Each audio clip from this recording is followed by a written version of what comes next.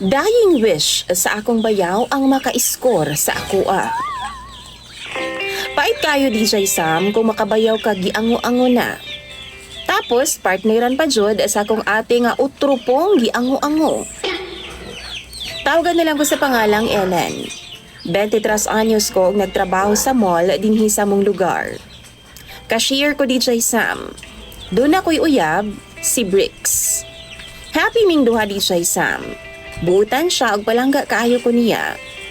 Mag 5 years na pud mi DJ Sam. Gani no, nakita na nako nga siya nagyud ang makauban ko sa tibuok na akong kinabuhi.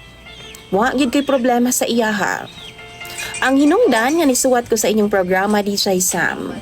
Mao ang akong bayaw ug akong kaugalingong maguwang nga buang-buang. Sa milabayng buwan man go DJ Sam nang hupong ang bana sa akong ate. Tawagon na lang nato siya sa pangalang Arman.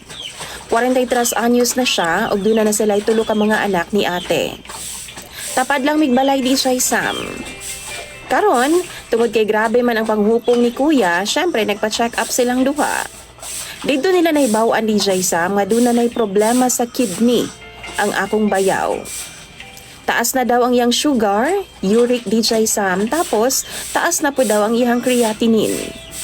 Na-diagnose siya nga dunay chronic kidney disease, stage 2. Kung padayon ang iyang kondisyon, kinahanglan na daw siyang magdialysis. Kay bao mo no, taga-adto na ako sa ilaha, kanang suguon ko ni mama ba nga maghatod og sudan. Sabaw DJ Sam, ganahan man si mama manghatag ana sa ilaha. Magdrama na ang iyang bana. Hapit na daw siyang kuhaon sa kahitasan. Maghilak-hilak na siya DJ Sam at tubangon sa akoa. Pero naagod ang iyang asawa. Usahay no, kay magakus-gakus kunoy siya sa kuha. Muana na siya sa kualin. Hapit na gid ko kuhaon sa Ginoo. Basin mawa na si kuya nimo. Kay ingon-ani na daw, ingon-ana ang iyang mga ginabati. Galambi lang yun ang wait DJ Sam. Mo nang di gid ko magdugay sa ilaha mo pauli na ko sa balay. Last week lang DJ Sam, giduol ko ni ate. Kalit maka na siya ingon DJ Sam, pwede ba daw namong pagbigyan ang dying wish sa iyahang bana? Kabalo mo unsa? Maka-threesome kuno ko sa kama. Wa ko yapi.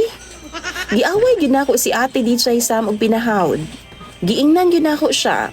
Nabuang naman siguro ka te. Naa pa ba ka sa saktong pangutok nimo? Unsay pagtuon nimo sa imong manghud? Pangsusi paingon sa langit? Pero ingon si ate DJ Sam, di daw siya gusto nga makondenar ang kalag sa iyahang bana ugaling man. Kay wa daw matuman ang iyang last wish. Sa kalagot nako no, giingnan nako siya nga mas maayo paganig mamatay na lang siya karon dayon. Bastos kaayo. Tapos, siya pod murag giango-ango. Tarong baday siya nga ate DJ Sam nga mag-ingon-ana siya sa iyang manghud. Pero imbis nga mamatngon ang akong ate, gilaparo ko niyag taman DJ Sam. Gilagnutan ko niyag buhok. Gibaharan pa ko niya nga basta naaday mahitabo nga dautan sa iyang bana, balikan daw ko niya kay ako alagi daw gitunglo ang iyang bana. Tapos karon, sige siya chat sa ako DJ Sam. Sig pamugos nga tumanan lagi daw namo si kuya, kay galisod na daw ginhawa usahay. Isumbong ko na lang baka ni sila ni mama ug papa. Aron nga matagod ning duha ba, kay napungot na gid ko pag-ayo. Labi na ako ang bayaw DJ Sam, baga kayog nawong, mura biya gwapo.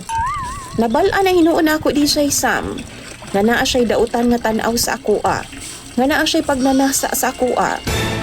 Mao nang galikay na gid ko sa ilaha DJ Sam. Pero kung mamatay daw ang iyang bana, magkondenar daw ang kalag. Nayabag na gyud. Para sa inyong haba, unsay dapat buhaton nako karon? Nagunahuna agud kuno ini kagabi, nakadrugs man siguro ni si ate. Wa naman kay baw kung unsay tama ug mali. Tambagi daw ko ninyo sa comment section kay ako ng pambasahon. Imong sender DJ Sam ug follower, Ellen.